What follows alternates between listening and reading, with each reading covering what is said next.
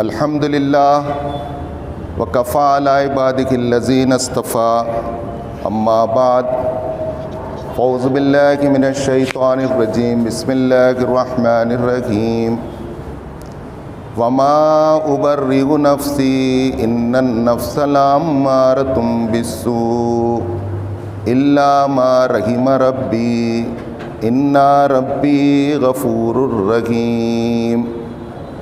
صدق اللہ العظیم۔ محترم امام و خطیب صاحب مسجد الہی و ذمہ داران کمیٹی، معزز سامعین، السلام علیکم ورحمۃ اللہ وبرکاتہ۔ آج ہم جمعہ کے موقع سے اسلامی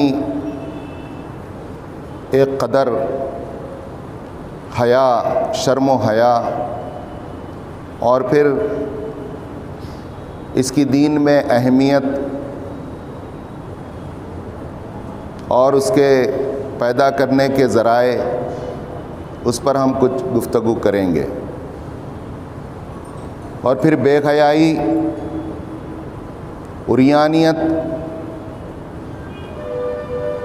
جو آج بڑھ رہی ہے، اس سے بچنے کے لیے کچھ شعوری کوششیں ہم کو کرنا ہوگا، اس پر بھی ہم گفتگو کریں گے۔ محترم حضرات،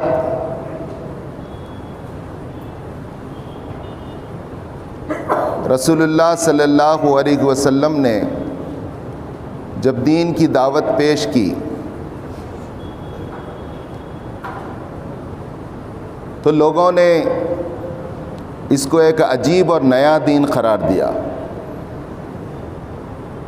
اور بعض نے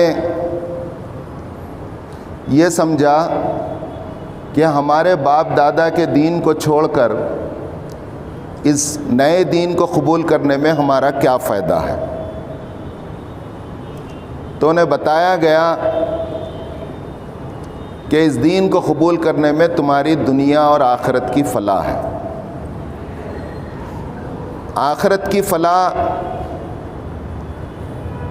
جنت کا حصول اور دوزخ سے بچنا ان کے سمجھ میں نہیں آ رہا تھا، چونکہ وہ غیب پر علم تھا، غیب پر ایمان تھا، اور ان کے پاس کئی دیگر عقائد تھے۔ لیکن اس دین اور اس کی تعلیمات پر عمل کرنے سے تمہارے سیرت و کردار کیسا بنتا ہے، تمہارے اخلاق و کردار میں کیا تبدیلی آتی ہے، اور تمہاری زندگی کی کایا کو کیسے یہ دین پلٹ کر رکھ دیتا ہے، یہ سب دیکھنا چاہتے تھے۔ چند ہی دنوں کے اندر ایک مٹھی بھر جماعت، جس میں نوجوانوں کی تعداد زیادہ تھی، مرد بھی تھے، عورتیں بھی تھے، بچے بھی تھے، غلام بھی تھے، ان کے سیرت اور کردار اس دین کی تعلیمات کے نتیجے میں رسول اللہ صلی اللہ علیہ وسلم کی لیڈرشپ میں یہ جماعت تیار ہوتی ہے، اور اس جماعت کی رہبری اور رہنمائی رسول اللہ صلی اللہ علیہ وسلم اللہ کی وحی قرآن مجید کے ذریعے کر رہے، اور پورا ایک سیرت و کردار جو محسوس ہونے والا تھا معاشرے میں کہ ایمان لانے والے کیسے ہوتے ہیں، ان کے اخلاق کیسے ہوتے ہیں، ان کا کردار کیسا ہوتا ہے، ان کی سیرت کیسی ہوتی ہے، وہ کس طرح شرم و حیا کے پیکر ہوتے ہیں، وہ معاشرے کے لیے کیسے فائدہ مند ہوتے ہیں، کمزوروں کے لیے کیسے ضرورت مند وہ بنتے ہیں، یہ پورا محسوس کیا جانے لگا۔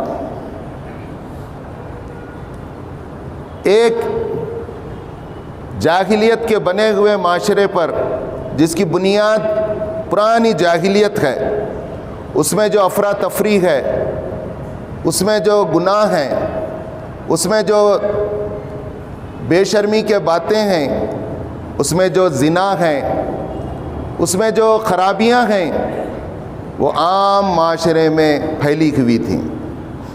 گویا کہ صحابہ کرام رضوان اللہ تعالیٰ علیہم اجمعین کے کردار کو قرآن نے ایسا ڈھالا کہ وہ محسوس ہونے لگی جماعت کہ جو ایمان لائیں رسول اللہ صلی اللہ علیہ وسلم پر اور ان کے اوپر نازل کردہ قرآن کی تعلیمات پر عمل کریں تو وہ کیسی سیرت بنتی ہے، اور جو ایمان نہ لائیں دوسری طرف وہ کیسی زندگی اور کیسا معاشرہ بنتا ہے تمہارے نظروں کے سامنے ہے۔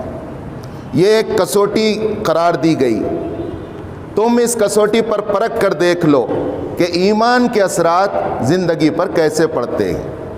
اب اس کے لیے ان کی جو صفات بیان کی گئی ہیں تفصیل سے آپ ضرور پڑھیں۔ 18ویں پارے کا آغاز جس سے ہوتا ہے سورہ المومنون، قد افلح المومنون الذین هم فی صلاتہم خاشعون، فلاح پا گئے وہ مومن ایمان لانے والے دنیا اور آخرت میں جن کی پہلی صفت یہ ہے کہ وہ نماز میں خشوع اختیار کرتے ہیں، وہ امانتوں کے پاس رکھتے ہیں، وہ عہد و پیمان کو پورا کرتے ہیں، وہ اپنی شرمگاہوں کی حفاظت کرتے ہیں، وہ اپنے نگاہوں کو بچا کر رکھتے ہیں۔ پھر سورہ فرقان میں بتایا گیا کہ رحمان پر ایمان لانے والے بندے کیسے ہوتے ہیں۔ اللہ نے انہیں کہا کہ یہ میرے بندے ہیں، سب بھی اللہ کے بندے ہیں، لیکن ایمان لانے والوں کو اللہ تعالیٰ کہا کہ یہ میرے خاص بندے ہیں۔ کیوں خاص ہیں؟ ان کو کوئی پر لگے ہوا ہے اس لیے نہیں، بلکہ کہا کہ ان کے اندر یہ اور یہ اور یہ کوالٹیز پیدا ہوتے ہیں۔ یہ لغو کے گواہ نہیں بنتے، جھوٹ کے گواہ نہیں بنتے، فحش کے گواہ نہیں بنتے، اس کا دیدار نہیں کرتے، جھوٹی گواہی نہیں دیتے، شرمگاہوں کی حفاظت کرتے ہیں، عہد و پیمان کو پورا کرتے ہیں۔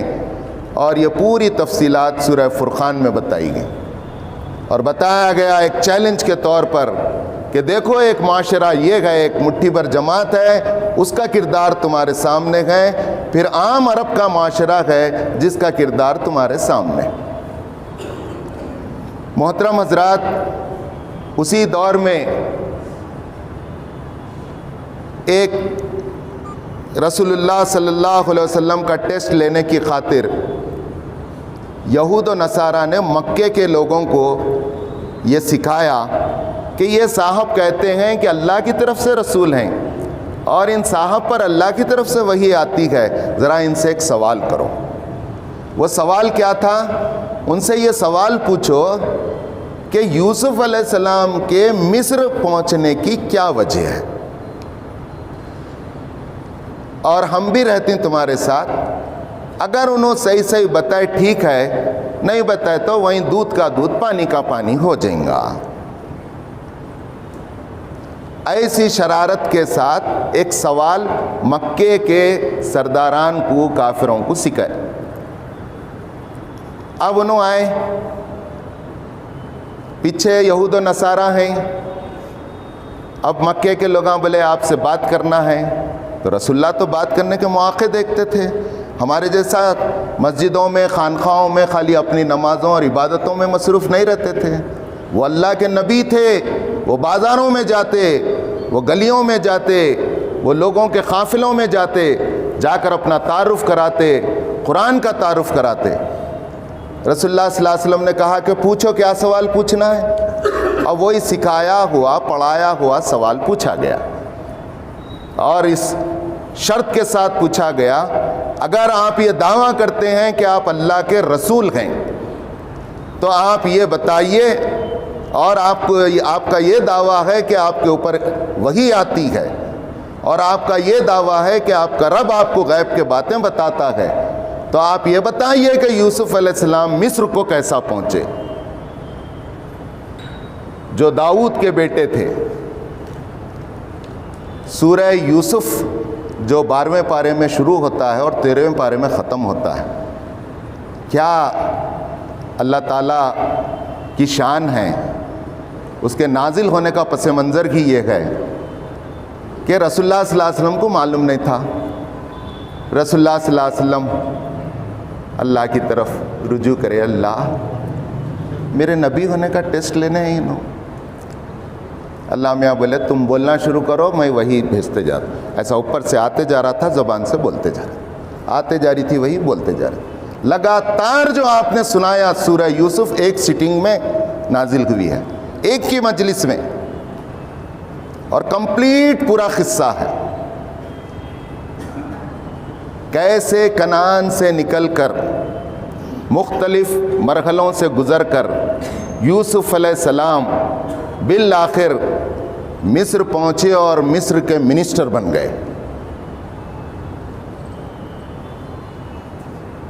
اب وہ پورے لوگ حیران ہو گئے، ایک ایک لفظ، ایک ایک بات، بھائیاں کتنے تھے، ابا کون تھے، امی کون تھے، دوسری بیوی کے بچے کتنے تھے، پہلی بیوی کے بچے کتنے تھے، خواب کیسا پڑا، سونتیلے بھائیاں کیسا جل رہے تھے، کنویں میں کیسا ڈالے، پھر وہ کیسے بیچے گئے، پھر مصر عزیز نے انہیں کیسا خریدا، یہ سب چیزیں اس میں آئیں۔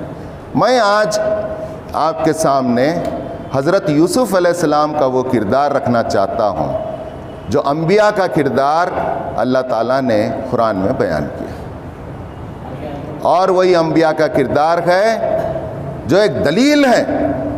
ہمارا دعویٰ ہے لا الہ الا اللہ محمد رسول اللہ، تفلحوا فلاح پاؤ گے، تو سب سے پہلے ہم دنیا میں فلاح پائیں گے۔ فلاح اس طرح پائیں گے کہ ہمارا کردار ایک چمکتا ہوا محسوس ہونے والا کردار ہوگا، دنیا ہمارے کردار اور اخلاق کی قسم کھائے گی، اور گاؤں گاؤں، گھر گھر، گلی گلی ہماری سچائی، ہماری پاک دامنی، ہماری عزت و عصمت، ہماری گواہی، ہماری عہد و پیمان کا دنیا گواہی دے گی۔ ہمارے معاملات، ہمارے لین دین، ہمارے کھیتی باڑی، ہماری نوکریاں، ہماری شادی بیاہ، یہ سب ایک عقیدے اور اس کی تعلیمات کے پابند ہیں۔ کہا گیا، اب ان کو منہ کی کھانی پڑی، اتنی صورت لے کے انہوں چلے گئے۔ اب ان کو تو یقین ہو گیا انہوں اللہ کے رسول ہیں، کچھ لوگ ایمان لائے، کچھ نہیں لائے، وہ ایک الگ چیز ہے۔ میں آپ کو یہ بتانا چاہ رہا ہوں، یوسف علیہ السلام کا وہ کردار جو حیا کا ہے اس میں غالب ہے،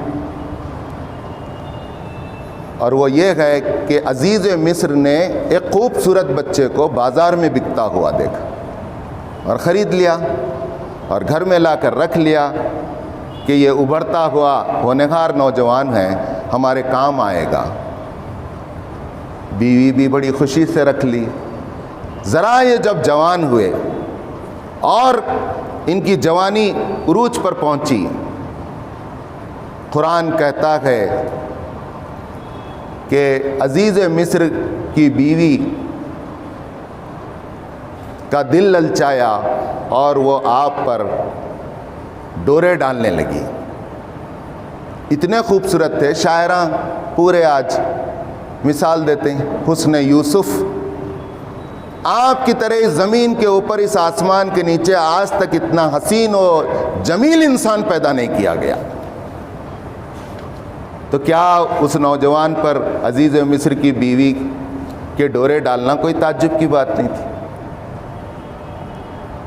قرآن کہتا ہے فَلَمَّا رَاوَدَتْهُ عَن نَفْسِهِ وَغَلَّقَتِ الْأَبْوَابَ وَقَالَ هَيْتَ لَكَ، وہ ریجھ گئی، اس پر ڈورے ڈالنے لگی، بالآخر وَغَلَّقَتِ الْأَبْوَابَ، اس نے دروازے بند کر دیے، وَقَالَ هَيْتَ لَكَ، اور کہا کہ آؤ مجھ سے برائی کرو۔ قَالَ مَعَاذَ اللَّهِ، دور ہٹ گئے، کمرہ بند ہے، عزیز مصر کی بیوی بلا رہی ہے۔ تھوڑی دیر کے لیے سوچ کے دیکھیے، عزیز مصر کی بیوی بلا رہی ہے اور ان کی حیثیت کیا ہے؟ خریدے ہوئے غلام کی ہے، پردیسی ہیں، رہنے کو گھر نہیں ہے، ماں باپ کا سایہ نہیں ہے، کوئی نگہداشت کرنے والا نہیں ہے، اگر ہمارے جیسے نوجوان رہتے تو انہوں بولتے تھے ارے کیا اچھا چانس ملا رہی ہے. تو کتنے نوجوان کیسے کیسے چانساں مار رہی ہیں آپ دیکھو. اماں بابا بھی خوش ہیں, ارے اچھا کرا رہے, تو نہیں پڑھا, ڈاکٹر کو لائٹ مارا, یہ تو اچھا کرا دیتا. اچھا کرا رہے بیٹا, اچھا شاباش, تیری تنخواہ کم تھی اس کی تنخواہ زیادہ تھی, تو کمپنی میں تو لائٹ مار کے کر لیا.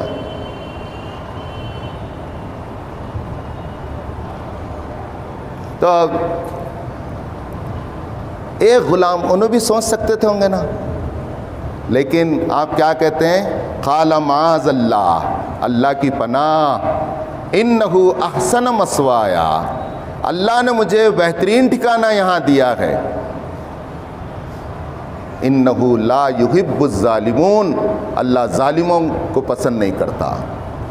میں وہ خیانت نہیں کر سکتا. کون سی خیانت؟ عزیز مصر نے مجھ پر بھروسہ کیا ہے, مفسرین نے اس پر کلام کیا ہے. عزیز مصر نے مجھ پر بھروسہ کر کے گھر میں رکھا ہے, اور میں اس کی جو ذات کے لیے اس کی بیوی خاص ہے اس کے اوپر میں ہاتھ نہیں ڈال سکتا. دوسری بات یہ, اور ایک جگہ کہا گیا فلما ہمت بہ وہم بہا ولولا برہان ربی, وہ آگے بڑھی اور یہ بھی آگے بڑھتا اگر وہ اللہ کی برہان کو نہ دیکھ لیتا. تو اس کا مطلب یہ ہے کہ انبیاء کرام معصوم تو ہوتے ہیں, لیکن ان سے بھی چوک ہو سکتی ہے, لیکن وہ فوری پلٹتے ہیں. انبیاء کرام کے اندر بھی خواہشات ہوتے ہیں, ایسا نہیں ہے کہ خواہشات نہیں ہوتے, وہ بھی مرد ہوتے ہیں. رسول اللہ صلی اللہ علیہ وسلم نے ایک مرتبہ کہا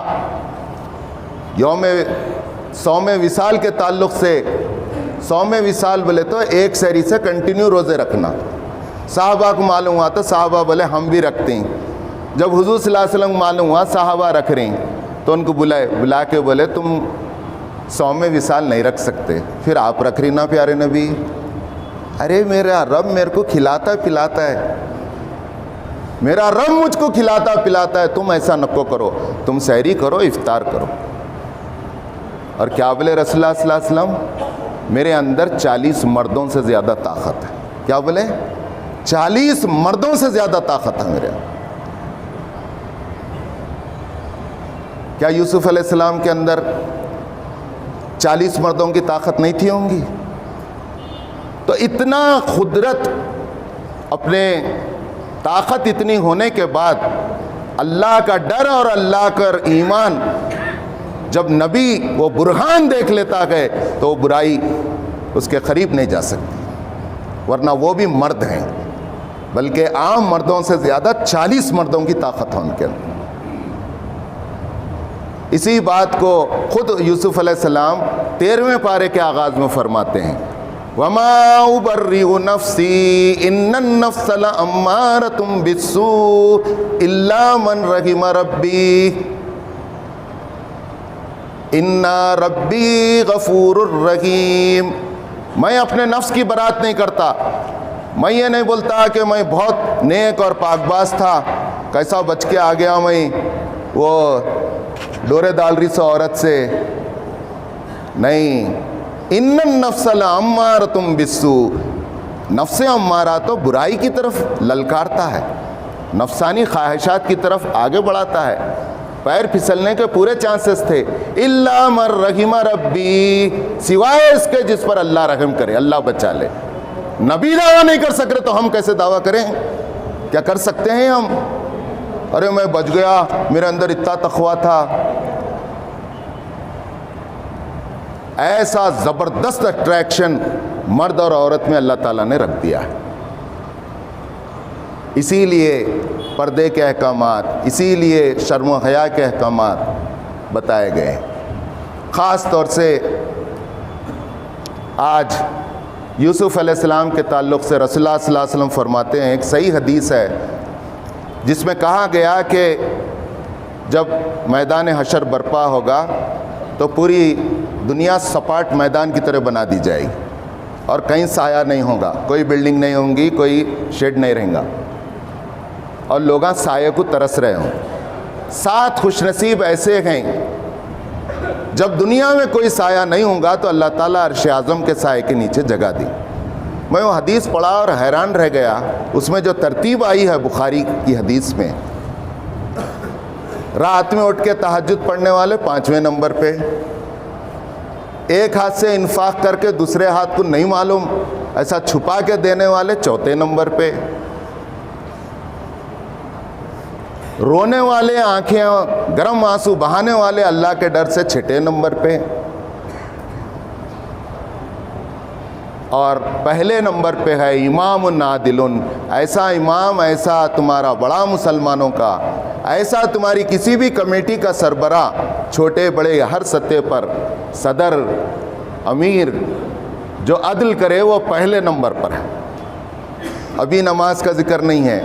دوسرے نمبر پر ہے شاب نشا فی عبادت اللہ، ایسا نوجوان جس کی جوانی اللہ کی بندگی میں بلی اور پڑی ہو، بلی پروان چڑھی ہو، جیسا گدرا جام بولتے نا، جوانی گدراتی ہو، نشاء کے الفاظ استعمال ہوئے۔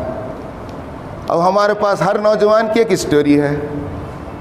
ارے ایسے اسٹوریاں ہونا چاہیے جو ہم اپنے بچوں کو سنا سکیں، اور الحمدللہ ہمارے پاس ہے، کیونکہ ہمیں اچھی صحبت ملی، ہمیں یسائیوں ملی جوانی میں۔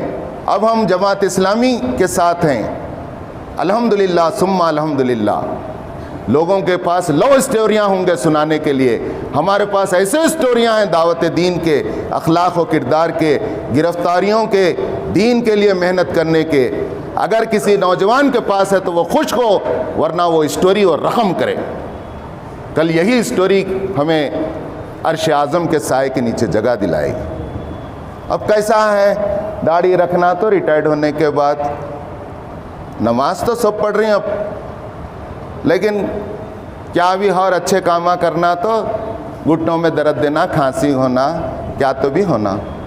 اب بھی داڑھی کئی کو رکھتا رہے، شادی بھی نہیں ہوئی ابھی، بچیاں بھی پسند نہیں کر رکھتے آج کل۔ تو جوانی بڑھنا بولے تو وضع خطا سارے تعلیمات پر عمل۔ تیسرے نمبر پر جو میں کہنا چاہ رہا ہوں وہ یوسف علیہ السلام کی اقتداء کا ذکر ہے۔ رجل اقتداء بیوسف علیہ السلام فی العفۃ والامانۃ، ایسا مرد یا ایسی عورت جو اپنی جوانی میں اپنی عصمت اور اپنی عفت میں اقتداء کرے یوسف علیہ السلام کے جیسا۔ کیا نہیں ملتا تھا ہوگا یوسف علیہ السلام، لیکن ملا کیا؟ جیل ملی۔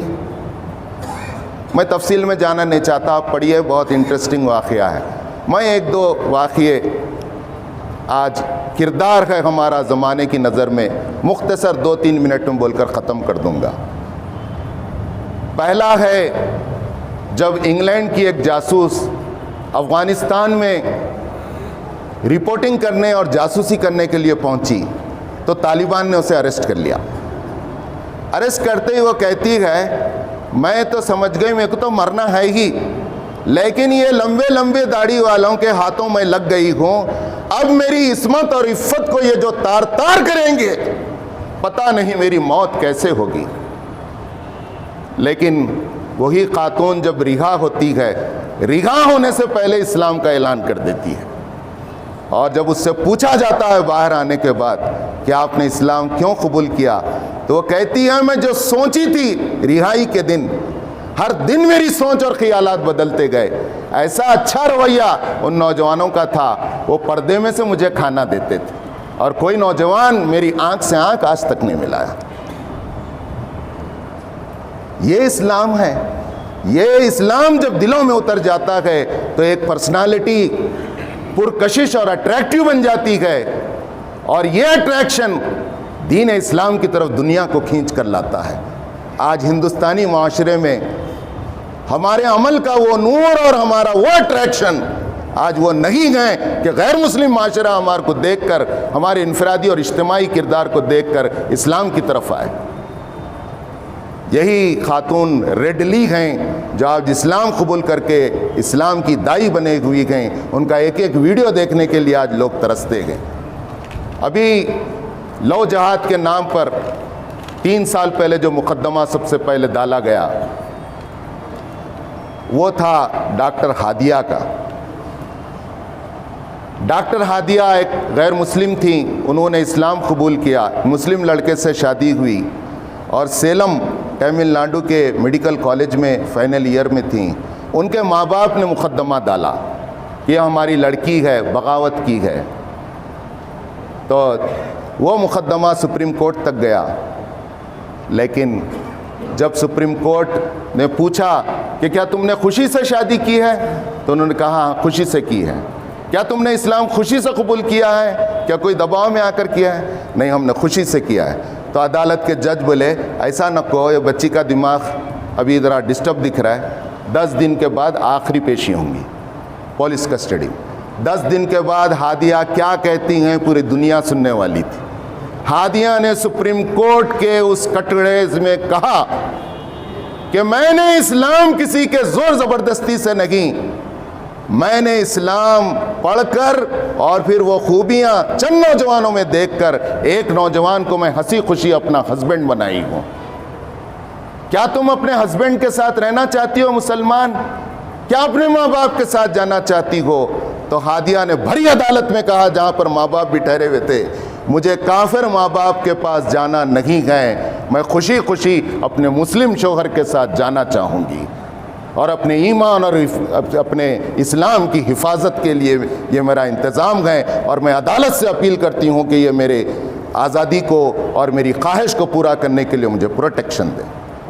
محترم حضرات، آج ایسے کردار بھی ہیں، لیکن عمومی حالت کیا ہے؟ خالی موبائل میں کیا دیکھ رہی نوجوانہ؟ آج کیا کوئی نوجوان اپنا پاسورڈ اپنے ماں باپ کو دے سکتا ہے؟ وقت ہو چکا ہے، ہر ماں باپ اپنے بچے اور بچی کا پاسورڈ کھول تو بول کے بول دیو، پہلے 4 دن کا ٹائم دے دیو یا 8 دن کا ٹائم دے دیو، ہم روزانہ چیک کریں گے بیٹے آپ کا۔ میرا موبائل ہے، یہ پوری دنیا کے سامنے ہے، کوئی بھی لے سکتے ہیں۔ کیا آپ اس پوزیشن میں ہیں کہ میں نے کیا انٹرنیٹ یوز کیا، کون سے یوٹیوب دیکھے، کیا پورنوگرافی دیکھا، کیا کوئی کام کے چیزیں دیکھا؟ میں دینے کے لیے تیار ہوں، کیا آپ اپنا دینے کے لیے تیار ہیں؟ رات میں سو رہے نہیں نوجوانہ، آنکھیں اندر چلے گئیں، کلے چپک گئیں، پورے ایسے کھانا نہیں کھا رہے، سر میں درد بول رہی ہے، کیوں ہو رہا ہے؟ خالی اماں بھی ویج کر رہی ہے، باوا بھی ویج کر رہا ہے، ہر بچی ایک کمرہ اور کونا پکڑ لے کے بیٹھی ہے۔ کیسا دماغ ان کا بن رہا ہوں گا، موبائل ان کا استاد ہو گئے، اور ہم بولے تو تماشے دیکھ رہے ہیں، اور روز ایک موبائل دلا رہے۔ موبائل تو دلا دیے آپ، اب ان کی تربیت موبائل کیا کر رہا ہے؟ آپ کیا خالی پیسے دیں گے؟ اے ٹی ایم ہو گئے آپ خالی؟ کل قیامت کے دن جواب دینا ہوگا، آپ نے موبائل کیسا استعمال کیا، آپ کی بچی نے کیسا کیا، آپ کے بچے نے کیسا کیا، آپ کی بیوی نے کیسا کیا۔ آئیے، قرآن کہتا ہے جس میں حیا ہے، حیا ایمان کا جز ہے، اس میں دین ہے، جس میں حیا نہیں اس میں دین نہیں ہے۔ اس کے لیے اللہ کا ڈر چاہیے، اللہ کا اتنا ڈر چاہیے کہ اسکرین پر مجھے کیا دیکھنا ہے کیا نہیں دیکھنا ہے، اسلام اس کی اجازت دیتا ہے، اس سین کے دیکھنے کی کیا اسلام اس کی اجازت نہیں دیتا۔ یہ شعور آنا سب سے بڑی، آپ ولی اللہ ہیں آج کے زمانے میں، سب سے بڑے متقی اور پرہیزگار ہیں آپ آج کے زمانے میں۔ ہاشم معاملہ IPL سے باہر کر دیے گئے، جب باہر کر دیے گئے، باہر ہو گئے، کہا کہ میں نہیں کھیلتا۔ سب بولے ارے کمپنی کے خریدے ہوئے ہیں حضرت، داڑھی لمبی ہوں گی، مسلمان ہوں گے، کیا بھی ہوں گے، نہیں کھیلتا؟ بولے تو کیسا ہے جیتتے وقت؟ نہیں، میں نہیں کھیلتا۔ کیوں نہیں کھیلتے؟ وجہ کیا ہے؟ ہم چوے چھکے مارے تو چیئر لیڈرز تھر تھر تھر تھر ناچ رہی ہر چوے اور چھکے پہ۔ اسلام اس کی اجازت نہیں دیتا۔ اس لیول تک ہمارے مسلمان کو شعور حاصل ہو جائے کہ اسلام کس کی اجازت دیتا ہے اور اسلام کس کی اجازت نہیں دیتا۔ وہ بہت بڑا آج عالم دین ہے، وہ بہت بڑا متقی نوجوان ہے، وہ صحابہ جیسا کردار رکھتا ہے، وہ میری نظروں میں ولی اللہ ہے۔ آئیے ہم اللہ سے دعا کریں کہ اللہ تعالیٰ ہمیں اتنا ڈر دے کہ ہم بے حیائی سے بچ جائیں اور دوسروں کو بچائیں۔ وآخر دعوانا ان الحمد للہ رب العالمین۔